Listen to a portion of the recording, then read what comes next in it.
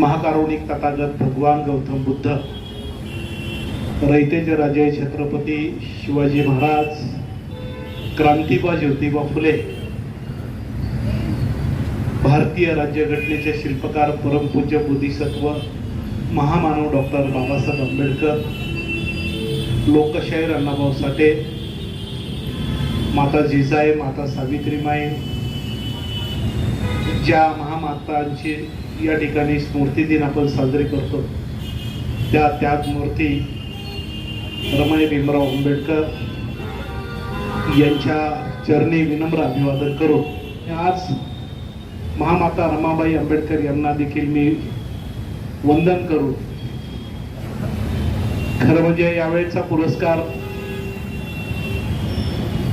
जे पडद्यामाग राहतात, पडद्यासमोर तर अमिताभ बच्चन बी असतो.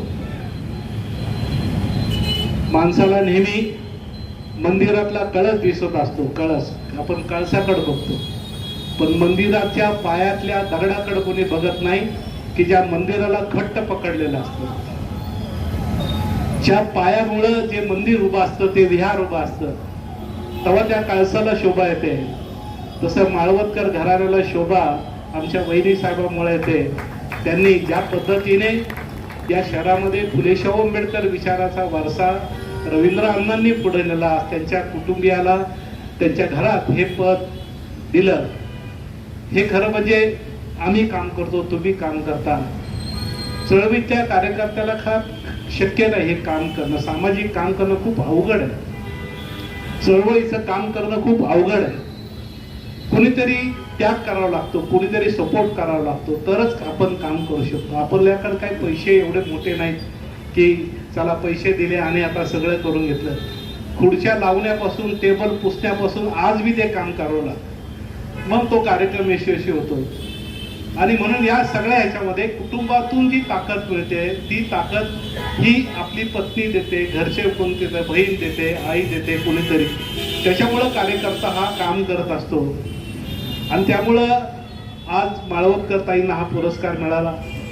आदरणीय ठाकूर साहेब, आता इराण युद्ध चालू आहे, कधी आता उद्या काय होईल सांगता येत नाही.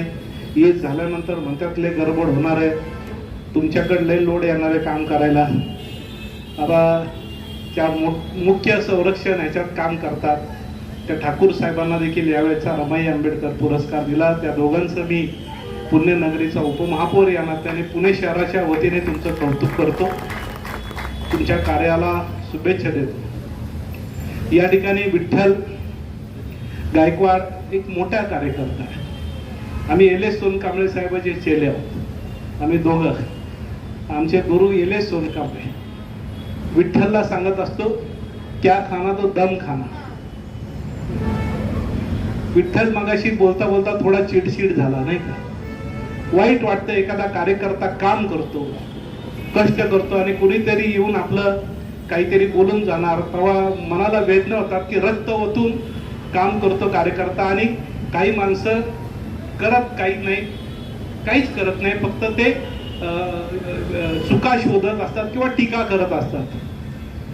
आता मी विठ्ठलला माझं सांगणं आहे की महामाता रमाई आंबेडकरांचे स्मारक तुम्ही जे उभं केलेलं आहे किंवा त्या स्मारकामध्ये जे जे त्याचे साक्षीदार आहेत, तुमचं नाव इतिहासात नोंद झालेलं आहे का ना, इतिहासात नोंद झालेलं आहे.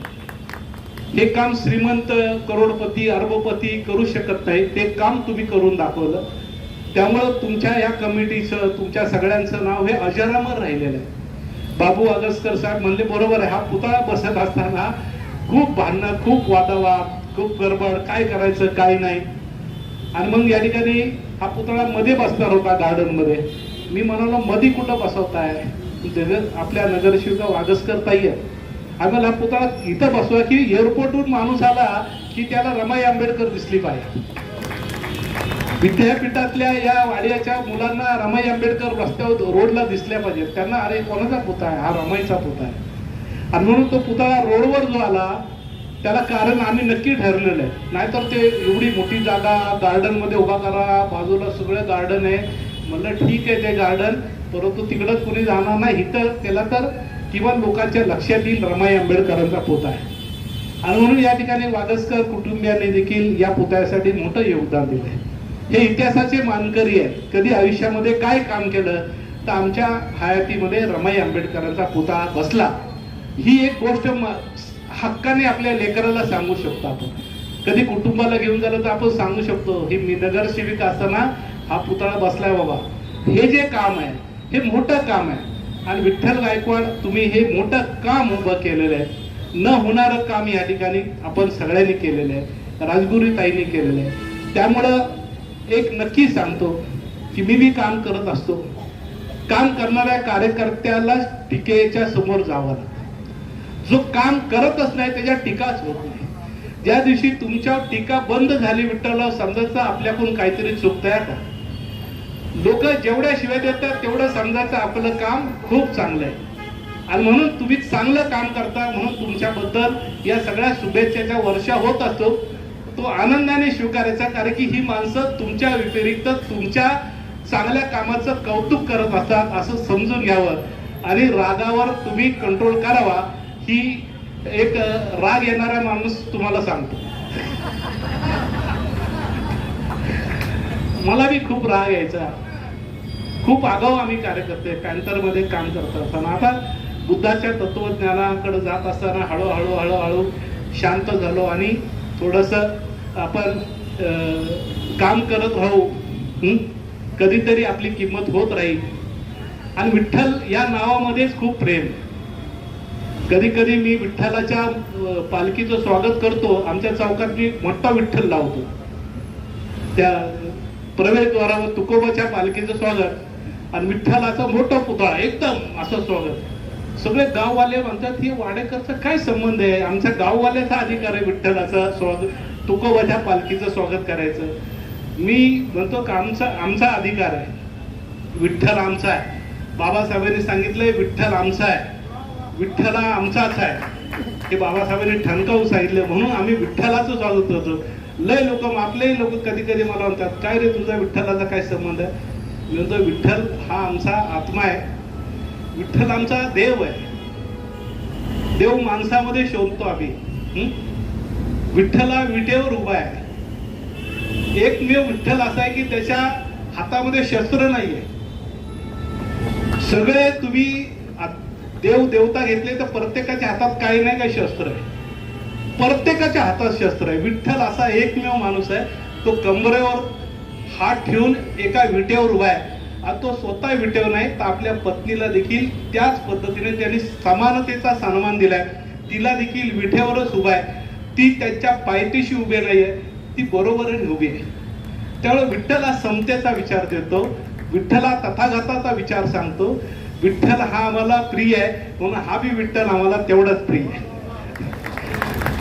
कारण की विठ्ठल बघा सगळ्याचे सत्कार सगळ्याचे कार्यक्रम सगळं सगळं सगळं बरोबर तारखा लक्षात असतात त्याला. आणि बरोबर आज हा स्मृती दिनानिमित्त हा कार्यक्रम होत असताना या ठिकाणी सांगितले 1 करोड रुपये मी दिले. माझ्या स्वप्नात बी वाटलं नव्हतं मी महापौर उपमहापौर होईल. मी त्या बिल्डिंगकडे बघायचो बी नाही. आम्ही मोर्चे काढणारे आंदोलन करणारे अधिकाऱ्याला घेराव घालणारे एकदम आम्ही आलो की महापालिका वाटायचं काय ते अधिकारी घाबरायचे की यांचा मोर्चा आलाय आता ह्यांना. आणि आता आम्हाला वाटलं नाही मी त्या चेअरवर बसेल नाही का. आणि आता चेअरवर बसल्यावर मी माझ्या मागे बाबासाहेब लावून टाकला. माझी पत्नी बी उपमहापौर होते मी बी उपमहापौर. ही बाबासाहेब आणि रमाई आंबेडकरांची कृपा आहे. त्यांच्या आशीर्वादामुळे त्या पदावर आम्ही जाऊन बसलो. आणि एक जबाबदारी वाटते की त्या पदावर असताना आपण काम केलं पाहिजे. विठ्ठलला सांगितलं मी उपमहापौर झालो. यावेळेच्या जयंतीचा मांडव एकदम अधिकाऱ्याला म्हणलं एका लाईनीत काम करायचं तुम्ही नाही का. मी काय गप्प बसणारा माणूस नाही का. आणि मग यावेळेचा मांडव मागसकर साहेब ऐतिहासिक झाला. बघा तुम्ही सगळे आलते का नाही जयंतीला. एकदम बौद्ध पौर्णिमा देखील ऐतिहासिक एकदम छान झाली. आता हे सगळे मांडव मगाशी बसल्या लय इथं कूलर का नाही आले. मी एक फोन केला आता 10 मिनिटात कूलर येतील. म्हणजे मी फोन केला म्हणलं काय रे इथे कूलर नाही. साहेब 2 मिनिटात आलो घेऊनच आलो. आता या पदावर असल्यावर हा रुबाब आहे काय. आपण लगेच बोलू शकतो 2 मिनिटं इकडे इथं सगळी व्यवस्था झाली पाहिजे. ताई म्हणल्या, अरे मी एवढे सांगतो काय व्हायणार आणि तुम्ही लगेच फोन केला.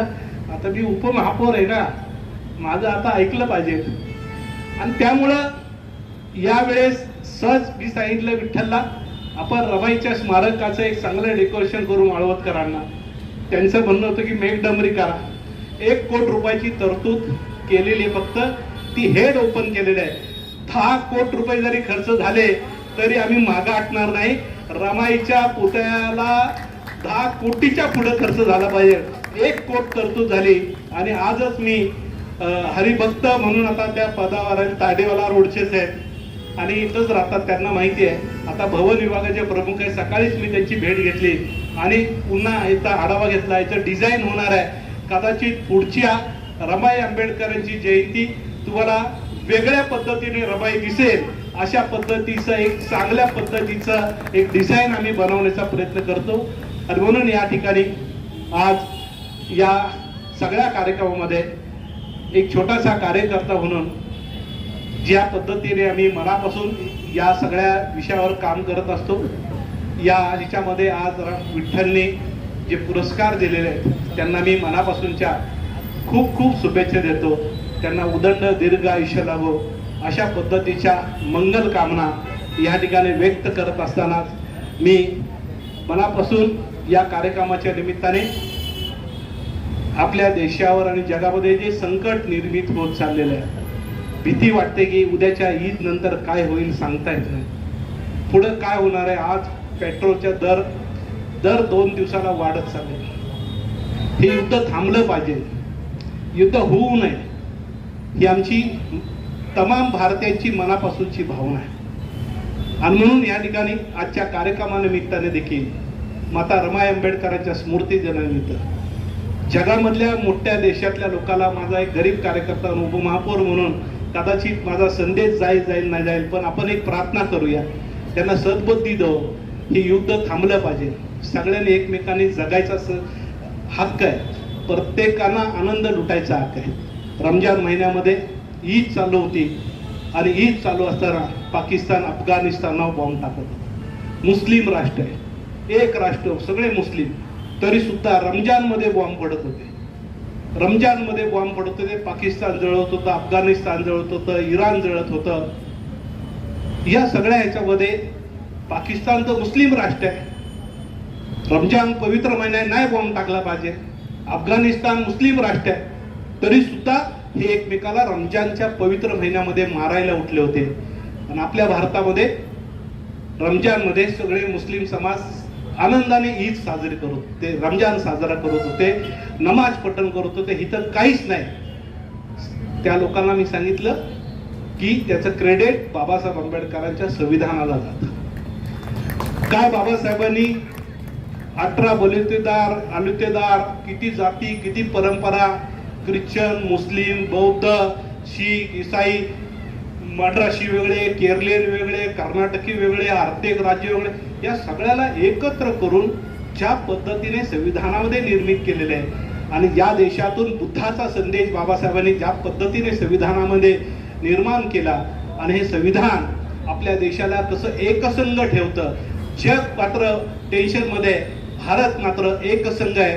त्याचं क्रेडिट बाबासाहेब आंबेडकर आणि रमाई आंबेडकर यांच्या त्यागाला जातं. त्यामुळं आज रमाईला अभिवादन करत असताना, बाबासाहेबांचं कौतुक करत असताना रमाईचं मात्र कौतुक आपण सन्मानाने करत असतो. कारण की रमाई होत्या म्हणूनच बाबासाहेब या ठिकाणी एक काम करू शकले, नाही तर शक्य नाही हो. आज संध्याकाळी घरी नाही भाजी आणली तर बायको लगेच होती, काय भाजी नाही आणली, गॅस संपलेला आहे, कधी आणणार आहे, काय लगे आम्ही फोन करतो त्या गॅसवाल्याला, गॅस संपला बाबा, पहिला घरी गॅस पाठव.